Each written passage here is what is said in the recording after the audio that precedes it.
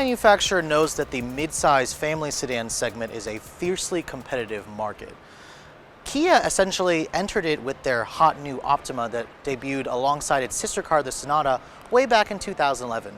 However, in this segment, you can introduce something new, and then tomorrow it quickly becomes yesterday's news.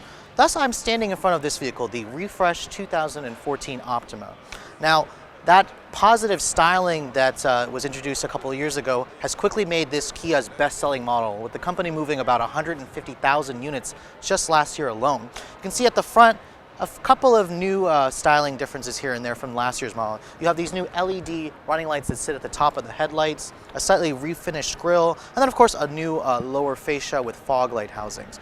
Looking at the side, every Optima will essentially have new wheels, new wheel designs, and then of course the turbo model like this SX has that turbo badge on the fender just to let passerbyers know that you've been overtaken by a turbo model. So last year's Optima was easily mistaken for an Audi. This refreshed 2014 model almost reminds me of the Fusion with these LED light pipes around the taillights. They look good, don't get me wrong. A couple of other new features, just a kind of reshaped trunk lid, and as well as the rear diffuser underneath the bumper. Of course, with this turbo model, you still get the nice chrome exhaust tips poking out of the back.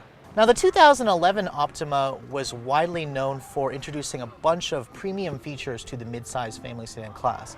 So for 2014, Kia had to update the car to, make sure it keeps that class leader status. Aside from, this new info center stack here with the infotainment screen, the dash design is pretty much the same. You have this soft touch material on this upper portion. It is hard plastic here where the glove box sits, but you do have this nice leather stitch portion on the higher trims. And then of course, the first thing I'm noticing immediately is this new steering wheel. I love this new flat bottom steering wheel design. It definitely goes with the sporty nature that this SX model likes to portray to its customers. Kia does give you the paddle shifters to make, people who've missed the manual transmission happy.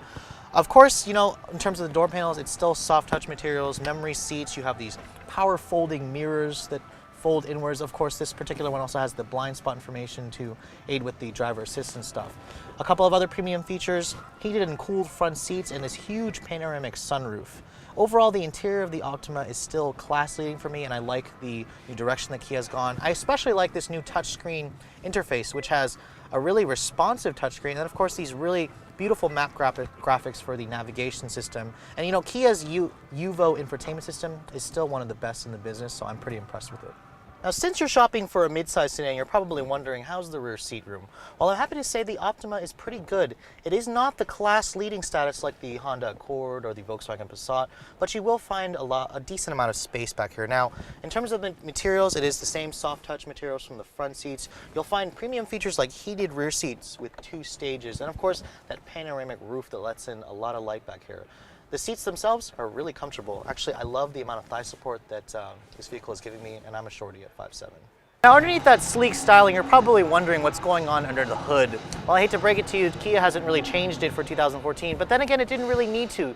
You'll still essentially find 3 powertrains. The base engine is a 2.4-liter direct injection 4-cylinder with the same 200 horsepower and about 35 miles per gallon. This SX model has the turbo 4-cylinders, which is a 2-liter, which puts out 274 horsepower and about 32 miles per gallon.